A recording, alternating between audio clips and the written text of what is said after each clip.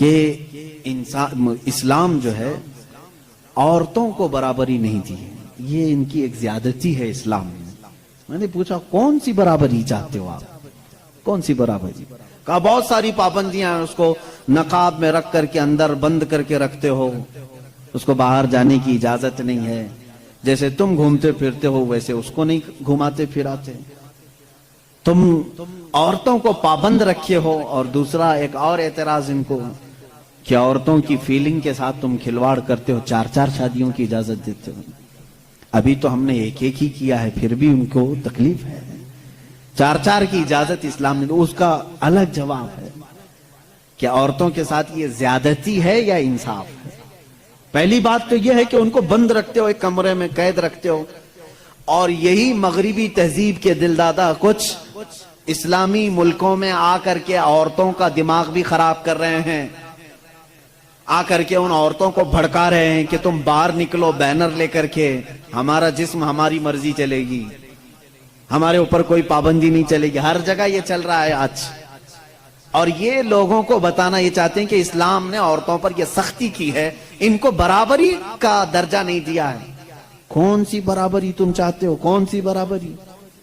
یہ صرف جسم کے خواہش مند لوگ عورت کو یہ سمجھتے ہیں کہ یہ ناچنے والی چیز ہے، عورت کو یہ سمجھتے ہیں کہ یہ صرف ہمارے کھانے والی چیز ہے، اس کے ساتھ کھیلنے والی چیز ہے، تم اس کو برابری سمجھ رہے ہو۔ میں کہتا ہوں ان ماؤں اور بہنوں سے، تم ان کی برابری کو پسند کرتے ہو یا پھر اسلام نے جو تمہیں برابری دی ہے وہ کیا ہے؟ آؤ رسول کریم صلی اللہ علیہ وسلم کے فرامین تو سنو۔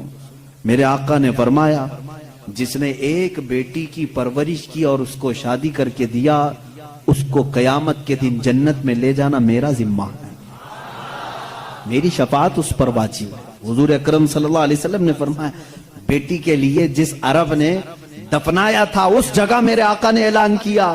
تم کہتے ہو اسلام ان کے اوپر سختیاں کرتا ہے۔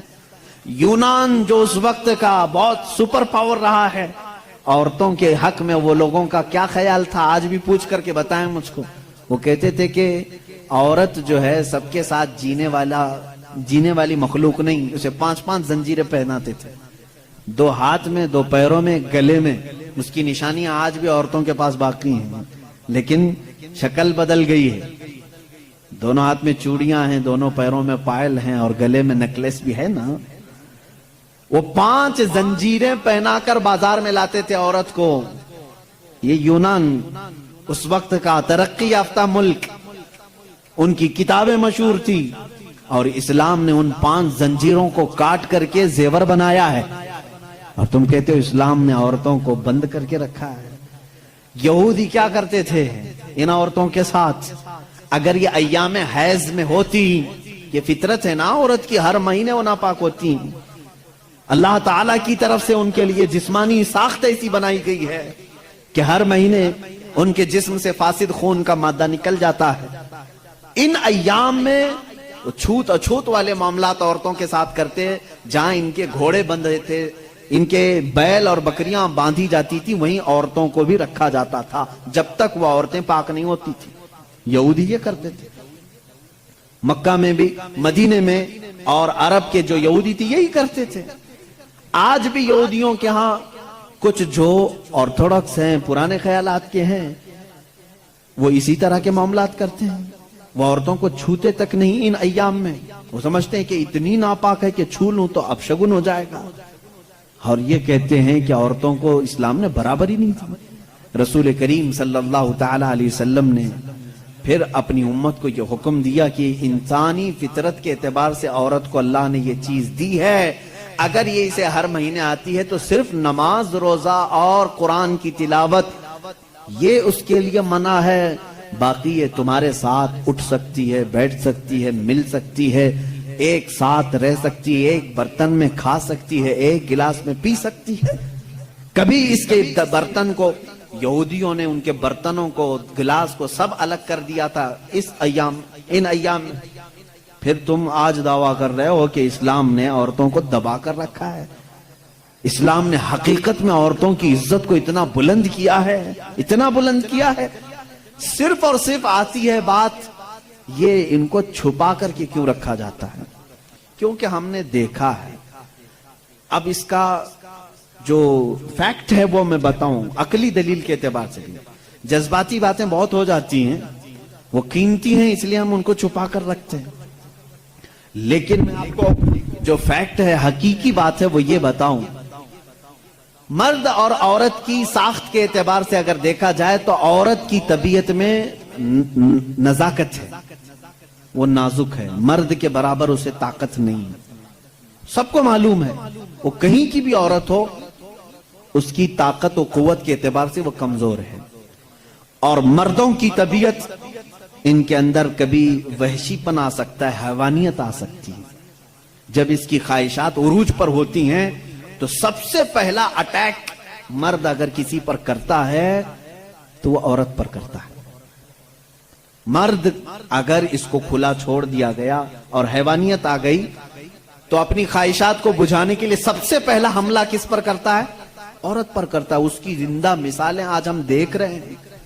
جہاں کسی تنہا عورت کو 4 گنڈوں نے پا لیا تو اس کے ساتھ کیا کرتے ہیں؟ کتے بھی اس طرح سے نہیں کرتے جس طرح سے یہ کر جاتے ہیں. اس کے ساتھ ریپ بھی کیا، زنا بھی کیا، خواہشیں پوری کی اور اس کو پھاڑ کر کے بھی پھینک دیا. جانور کوئی ایسا کرتا ہے؟ جانور بھی اس طرح سے نہیں کرتا. اس کا مطلب یہ ہے، رپورٹ یہ بتاتی ہیں پوری دنیا کی کہ مرد کے اندر اگر شہوت کا غلبہ زیادہ ہو گیا اور اس وقت عورت اسے سامنے نظر آ گئی تو پھر یہ اپنی حیوانیت پر اتر کر سکتا ہے، اس کا ریپ بھی سب کچھ کر سکتا ہے. اس لیے اسلام نے ہما وقت عورتوں کو کہا کہ پتہ نہیں کہاں درندے ہیں، تم ہمیشہ اپنے آپ کو محفوظ رکھو. یہ نہیں کہ پکنک پر جاؤ تو ناک پر اسکارف لگا لو، یہاں برے لوگ ہیں، خالی یہی کپل اچھے ہیں، دوسروں کی نظر پڑ جائے گی. اسلام نے ہر وقت کے لیے عورت کو یہ کہا ہے کہ تو اپنی حفاظت کی ذمہ داری خود رکھ لے، اس لیے کہ تیرے جسم کو دیکھنے کے بعد کئی ایسے مرد ہیں جن کی خواہشات انگڑائیاں لیتی ہیں اور پھر وہ حملہ کر سکتے ہیں. تمہاری جان کا بھی خطرہ ہے اس میں، صرف عزت لوٹنے کا نہیں، جان کا خطرہ ہے. ریپ کے بعد قتل ہوتے ہوئے نہیں دیکھے؟ ابھی سال نہیں گزرا ہوگا حیدرآباد میں، دلی میں کتنے واقعات ہوئے. اچھے پڑھی لکھی لڑکیوں کے ساتھ، اچھے بڑے گھر کی لڑکیوں کے ساتھ یہ معاملات ہوئے کہ نہیں ہوئے؟ اب یہ جب ہم جواب دیتے ہیں تو وہ یہ کہتے ہیں کہ مردوں کو آپ تلقین کریں کہ وہ عورتوں کو چھیڑ چھاڑ نہ کریں. یہ تو ایسی بات ہو گئی کہ گوشت کو کھلا رکھ کر کے کووں کو نصیحت کرو، بیٹا اچھے سے رہو، اخلاق میں رہو. ارے کوا ہے، وہ گوشت کھلا رکھا ہے. ہم کووں کو سدھار نہیں سکتے لیکن گوشت کو ڈھک تو سکتے. ہمارے پاس یہی فارمولہ ہے. ہم کہاں پورے دنیا کے مردوں کی آنکھوں کو سنبھالیں، حالانکہ قرآن نے ہر مومن کو کہا ہے وَقُلْ لِلْمُؤْمِنِينَ يَغُضُّوا مِنْ أَبْصَارِهِمْ. اے محبوب سارے ایمان والوں سے کہہ دیں کہ وہ اپنی آنکھیں نیچی رکھیں. اسلام نے سمجھا تو دیا ہے مردوں کو، لیکن ان کی سیکورٹی کا بھی اہتمام کیا ہے، جس کو یہ سمجھ رہے ہیں کہ یہ پابندی بہت زیادہ ہے، بہت مشکل ہے. یہ پابندی ہے بہت زیادہ مشکل ہے. جن لوگوں نے کہا تھا کہ یہ اسلام کی زور زبردستی ہے، عورتوں کو اتنا قید کر کے رکھتے ہیں، بیچارے آج 12 گھنٹے ہاسپٹل میں پورا کا پورا نقاب پہنے ہوئے ہیں، پورا کا، اور ایسا نقاب پہنے ہوئے ہیں کہ ہوا بھی آنا مشکل ہو جاتی ہے. اور ہم تو برقعے بیچنے والے مشہور تھے، برقعے بیچنے والے مشہور تھے. آج پوری مغربی دنیا مشہور ہو گئی. پی پی کٹ نام رکھا ہے تم نے، برقعے ہی بیچ رہے ہو، بیچ رہے. ہم تو صرف حفاظت عورتوں کے جسموں کی کر رہے تھے، تم نے تو برقع اب مردوں کو بھی پہنا ہے، سب کو پہنا ہے. اب ان سے پوچھو کیوں اب سختی نہیں ہے؟ یہ کسی کے جسم کو اتنا ڈھانک کر کے رکھنا یہ زور زبردستی نہیں ہے. تم کہتے ہو اسلام اتنی سختی لے کر کے آیا ہے کہ عورتوں کو بند کر کے رکھا. اب یہ جواب دیں نہیں، وائرس پھیلا ہوا ہے، وائرس پھیلا ہوا ہے، جسم کو لگ نہ جائے. ارے نادان، یہی تو 1400 سال سے ہم کہہ رہے تھے انسانوں کی آنکھوں کا وائرس بھی پھیلا ہوا ہے، کہیں ہماری بچیاں غیر محفوظ نہ ہو جائیں. کہیں کسی کے جسم میں یہ باتیں، یہ آنکھوں کا زہر سرایت نہ کر جائے، ان کے دل بہک نہ جائیں۔ اور میں بہت پہلے سے کہتا آ رہا ہوں، تحقیق یہ بتاتی ہے کہ مرد کی آنکھیں جب اس میں خواہش پیدا ہوتی ہے نا، ایک زہریلا مادہ نکلتا ہے، زہریلا مادہ نکلتا ہے۔ آپ دیکھو غور سے کسی چیز کو، نظر لگتی ہے نا، سب کا یہ تو معمول ہے، نظر لگتی ہے، وہ اس کی نظر لگ گئی، اس کی نظر لگ گئی، تقریباً سب لوگ مانتے ہیں نظر لگتی ہے، اور اسلام بھی کہتا ہے العین حق، نظر لگتی ہے۔ بلکہ میرے آقا صلی اللہ علیہ وسلم نے یہاں تک فرمایا، میری امت میں سب سے زیادہ موت اگر کسی کارن سے ہوگی تو نظر بد سے ہوگی۔ حضور نے فرمایا ہے طبعی نیچرل ڈیتھ کے بعد، نیچرل طبعی موت کے بعد اگر کسی وجہ سے، کسی بیماری سے سب سے زیادہ موت ہوتی ہے تو نظر بد سے ہوتی ہے۔ وہ پتہ نہیں ہوتا سب کو، اس کی علامتیں تک حضور صلی اللہ علیہ وسلم کی احادیث میں گنائی گئی ہیں۔ نظر بد ہو جائے تو کیسے پتہ چلے گا؟ جسم کے اندر کیسی تبدیلیاں ہوتی ہیں کہ پتہ چل گیا کہ نظر لگی ہے؟ وہ پھر کبھی میں عرض کروں گا، لیکن نظر لگتی ہے یہ سب کو معلوم ہے۔ اور جدید تحقیقات کے اعتبار سے بھی اگر میں آپ کو بات کروں، پھول کو اگر زیادہ دیر تک تم دیکھتے رہو گے تو مرجھا جائے گا، کیونکہ ہماری آنکھوں کا زہر اس پر پڑتا ہے اور اس کی طبیعت مرجھا جاتی ہے۔ وہ جتنا اپنے ٹہنی میں لگ کر کے جتنی دیر تک تازہ رہ سکتا ہے، تمہارے ہاتھ میں آنے کے بعد اتنی دیر تازہ نہیں رہے گا، کیونکہ کچھ بیکٹیریا ہمارے اندر ہیں اور آنکھوں سے نکلنے والی چیزیں بھی ہیں۔ اسی طرح سے عورتوں کا جسم اتنا نرم ہے اور نازک ہے کہ باہر کے زہریلے مادے ان کے جسم پر پہلے اثر کرتے ہیں، مردوں کے جسموں پر کم، لیکن عورتوں کے جسموں پر زیادہ اثر کرتے ہیں۔ اب کوئی وحشی درندہ جس کی نگاہیں زہر پھینک رہی ہوں اور کسی لڑکی کا جسم ننگا ہو، وہ بغیر لباس کے ہو، تو ظاہر سی بات ہے اس کے جسم کے اندر جیسی ہی وہ نظریں جاتی ہیں، اس کے دل میں بھی برائیوں کی خواہشیں پیدا ہونا شروع ہوتی ہیں۔ ایک طرفہ نہیں ہوتی یہ سب چیزیں، اس کے اندر جو خرابی آئی وہ اس کی آنکھوں کی وجہ سے۔ اسی لیے میرے آقا صلی اللہ علیہ وسلم نے فرمایا فَإِنَّ الْعَيْنَ تَزْنِي، آنکھ بھی زنا کرتی ہے۔ حضور صلی اللہ علیہ وسلم نے فرمایا آنکھ بھی زنا کرتی ہے۔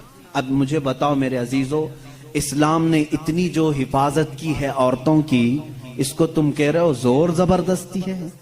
اسلام دین فطرت ہے، صرف وہی بات کرتا ہے جو انسان کے لیے سوٹیبل ہو، جو تمہارے جینے کے لیے اچھا ہو۔ اب میں آؤ تو میں تم کو یہ بھی بتاتا ہوں، کچھ لوگ یہ کہتے ہیں کھانے پینے کے معاملات میں بھی، اب یہ ایک بات تھی عورتوں کی، اور ہاں یہاں پر میں یہ بات بتا دوں کہ یہ برابری جس کو کہہ رہے ہیں نا، وہ برابری ہے نہیں۔ تم کبھی بھی اس کے جواب دینے کی بھی کوشش مت کرو۔ یہ برابری کس کو کہتے ہیں؟ ان کے سامنے رقص کرے، ڈانس کرے، برابر کرے۔ اگر مرد جو ہے کھلے عام گھومتا پھرتا ہے اور ننگا ہو سکتا ہے تو عورت کو بھی اتنا ہی ہونا چاہیے، عورت بھی اتنا ہی دکھائے۔ تو یہ تو ایسی برابری ہے کہ اتنا اگر شوق ہے برابری کا تو پھر ایسا کرو، اپنی بیوی کے ساتھ معاہدہ کر لو، 1 سال تو بچہ دے گی، 1 سال میں بچہ دیتا ہوں۔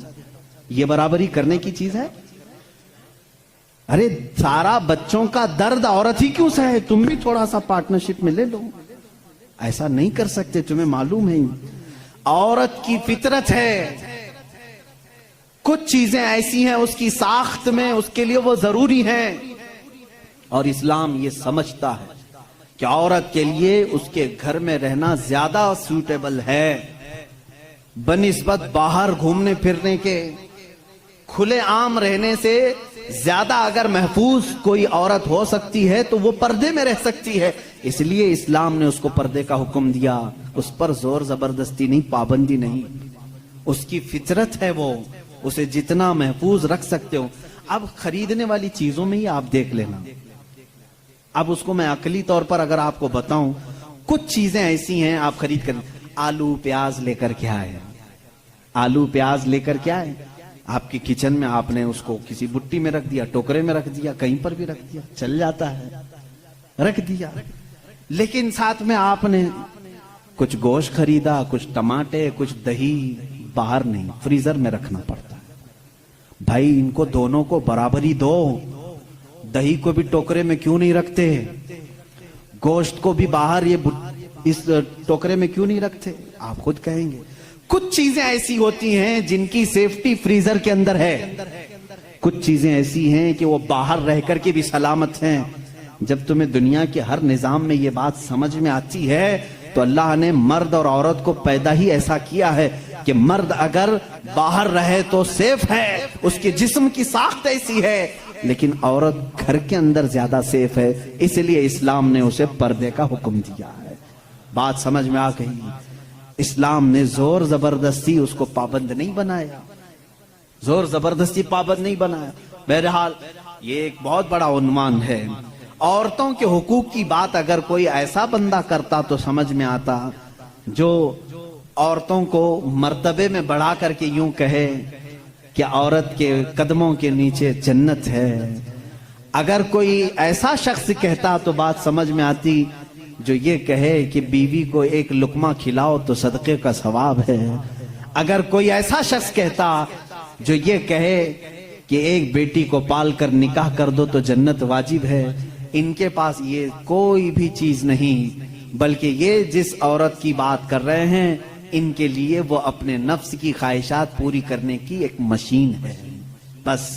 اور اگر میری بات صحیح نہیں ہے تو چلو مغربی دنیا میں میں تمہیں دکھا دوں کہ وہاں شادی کسے کہتے ہیں، طلاق کسے کہتے ہیں، بچوں کا نظام کیا ہے. کثرت سے پورے یورپ میں آپ کو میں بتاؤں وہاں شادی کا نظام تک ختم کر کے رکھا گیا ہے. جو لڑکی پسند آئی اس کے ساتھ رہتے رہو، بچے بھی ہو جائیں گے. 2 بچوں کے بعد وہ لوگ فیصلہ کرتے ہیں آپ شادی کر لیں. اب شادی کرنے کا برابر ٹائم آ گیا، ہم لوگوں کی انڈرسٹینڈنگ ہو چکی ہے. یہ ہے فیکٹ بتا رہا ہوں میں آپ کو. کئی ایسی شادیاں ہیں وہاں پر جو بچے ہونے کے بعد کرتے ہیں کورٹ میں جا کر کے. تو تم نے عورت کو برابری نہیں بلکہ اپنی خواہشات کی ایک مشین سمجھا ہے. اسلام جو برابری دیتا ہے وہ کیسی برابری ہے؟ یہ اسلام ہی تو ہے جو عورت کو اتنی عزت کے ساتھ گھر لانے کا حکم دیتا ہے، اتنی عزت کے ساتھ. اگر اس کو کچھ خرافاتی لوگوں نے برا کر دیا تو الگ بات ہے، بلکہ ہمارے ہاں جو نکاح کا سسٹم ہے وہ اتنا پاکیزہ ہے کہ مرد کو کہا گیا ہے کہ عورت کے آنے سے پہلے اپنے گھر کا انتظام ہو جائے. وہ کہاں لا کر کے رکھ رہا ہے، بلکہ عورت کو اسی طرح سے بھگا کر لانے کا نظام اسلام میں نہیں ہے، بلکہ عورت کے لیے ایک باضابطہ پوری محفل کا انعقاد ہوتا ہے. اس کی رضا پوچھی جاتی ہے، پہلے اس سے پوچھا جاتا ہے تو راضی ہے یا نہیں. بہت سارے ایسے دین ہیں، بہت سارے ایسے ریلیجین ہیں، میں نام پھر نہیں ذکر کر رہا ہوں، جہاں پر عورتوں کو اظہار رائے کا حق ہی نہیں. ان کے بڑے جو فیصلہ کر لیے وہ ہو گئی بات. چائنا میں بہت سارے ایسے قبیلے آج بھی ہیں جہاں ان کے ماں باپ اپنی بچیوں کو لے جا کر کسی کے بھی کوٹھے پر چھوڑ جاتی ہیں جہاں انہیں پسند آ جائے. اسلام عورت کی عزت اتنی دیتا ہے جب تک وہ اپنی رضا کا اظہار نہیں کرتی قاضی کی مجال نہیں کہ وہ نکاح پڑھا سکے. ہم خود کھڑے رہتے ہیں جب تک اجازت نہیں آتی. پہلے ہم عورت کی اجازت لے کر کے آتے ہیں اور پھر عورت کو اس کا حق مہر دینے کا حکم بھی مرد کو دیا گیا ہے کہ وہ تمہیں اپنی زندگی چھوڑ کر آ رہی ہے، اپنا گھر چھوڑ کر کے آ رہی ہے، اس کا حق مہر ادا کرو. اور لانے کے بعد جانتے ہیں میرے آقا صلی اللہ تعالی علیہ وسلم کی تعلیمات کیا ہیں؟ اللہ اکبر. حضور اکرم صلی اللہ علیہ وسلم نے تاکید کے ساتھ فرمایا ہے کہ عورتوں کے ساتھ سختی نہ کرو. اپنے آخری خطبے میں حضور نے عرفات کے میدان میں یہ بات تک فرمائی، عورتوں کے معاملات میں اللہ سے ڈرو، حد سے زیادہ نہ بڑھو، عورتوں کے ساتھ اتنی سختی نہ کرو. مارنے کو منع کیا، کبھی ان کے چہرے پر نہ مارنا، کبھی ان کے خاندان کو تانا نہ مارنا، کبھی ان کو اتنی بری گالی نہ دینا کہ دل ٹوٹ جائے. یہ تمام احکام اسلام نے اسی عورت کی عزت ہی کے لیے تو دیے ہیں. اور پھر جس وقت وہ آئے، بزرگوں نے یہ رواج بھی رکھا ہے کہ ہم اپنی بیٹیوں کو اپنے گھروں سے قرآن پاک دے کر کے رخصت کرتے ہیں، قرآن کے ساتھ اسے بھیجتے ہیں. اور گھر لانے کے بعد جانتے ہیں یہ اعلیٰ حضرت رضی اللہ تعالیٰ عنہ نے لکھا بھی ہے. اعلیٰ حضرت فرماتے ہیں جب نئی دلہن گھر میں آئے تو اس کے پیروں کا دھون جو ہے وہ اگر گھر کے چاروں کونوں میں ڈالو تو برکت آئے. وہ آ رہی ہے اپنا رزق لے کر کے آ رہی ہے. اپنا رزق لے کر کے آ رہی ہے، یہاں تک ہمارے لیے کہا گیا۔ بلکہ دولہے کو یہ بھی کہا گیا، اسی یہ بیان میں ساری باتیں نوجوانوں کو سمجھ میں بھی آ جائیں گی۔ نکاح کی پہلی رات اسے کہا گیا کہ تو اپنے گھر لایا ہے دلہن کو، تو سب سے پہلے اس کے ہی دوپٹے کو تو مصلی بنا اور اس پر سجدہ کر۔ یہ حکم ہے۔ عورت کی عزت نہ ہوتی تو ہم مصلی بناتے اس کے دوپٹے کو؟ پہلی رات کہا گیا ہے۔ یہ اور بات ہے کہ معلومات نہیں ہے نوجوانوں کو کہ شادی کے بعد پہلی رات، یہ بھی سیکھنے کی ضرورت ہے۔ علماء سے تمام چیزیں پوچھ لینا چاہیے جس کی شادی ہو رہی ہے۔ دلہن آ رہی ہے تو ہم اس کی عزت ہی کے لیے تو یہ تمام کام کر رہے ہیں۔ اور اس کے بعد حکم یہ دیا گیا کہ سب سے پہلے اس کے ساتھ بات چیت کی شروعات کرنے سے پہلے اس کی پیشانی پر ہاتھ رکھ کر اللہ کی بارگاہ میں یہ کہو، اے اللہ، اس کے اندر جتنی تو نے اچھائیاں رکھی ہیں وہ سب اچھائیاں مجھے عطا کر دے، اور جتنی اس کے اندر برائیاں ہیں ان تمام برائیوں سے مجھے تو بچا دے۔ یہاں سے تو شروعات کر۔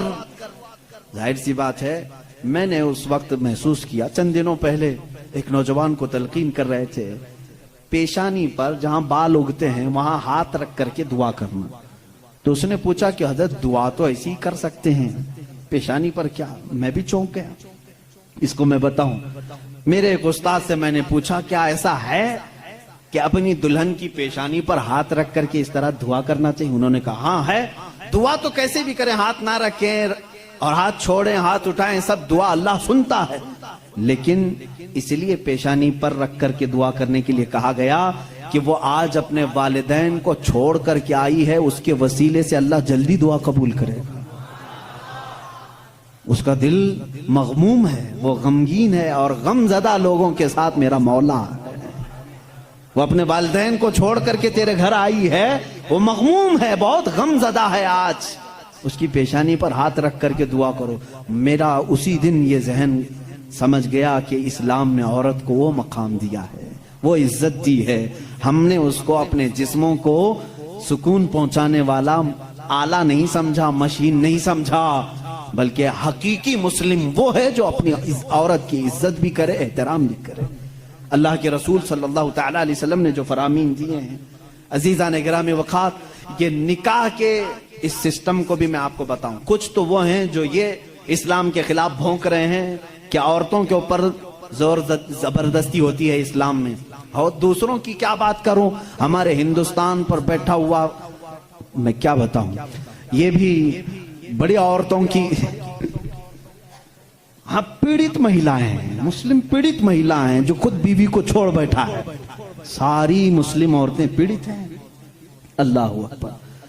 وہ خود اپنی بیوی کو دیکھنے نہیں جا سکا، زندگی ختم ہونے آ گئی، بال سفید ہو گئے، پیڑت مہیلائیں ہیں مسلمان۔ ہاں اگر اے مسلمانوں کوئی بھی ہم میں سے عورت پر زور زبردستی کرتا ہے، یاد رکھو میں تمہیں بتاؤں کہ قرآن کہ قیامت کے دن اللہ جانوروں پر بھی اٹھائے ہوئے ہاتھ کا فیصلہ لے گا، تو عورت کی بات تو دور کی ہے۔ میرا عقیدہ تو یہ ہے، ایک عورت نے بلی کو باندھ رکھا تھا، بخاری شریف میں ہے، وہ مر گئی بلی، اور وہ عورت بہت عبادت گزار تھی، لیکن اللہ تعالیٰ نے فیصلہ فرمایا کہ اس عورت کو جہنم میں ڈالو۔ میری ایک مخلوق کو باندھ کر رکھی اس نے اور وہ مر گئی۔ ہمارا تو عقیدہ یہ ہے، تم عورتوں پر اگر ظلم کرتے ہو تو تم ذمہ دار ہو، لیکن اسلام نہیں۔ اسلام وہ کامل دین ہے۔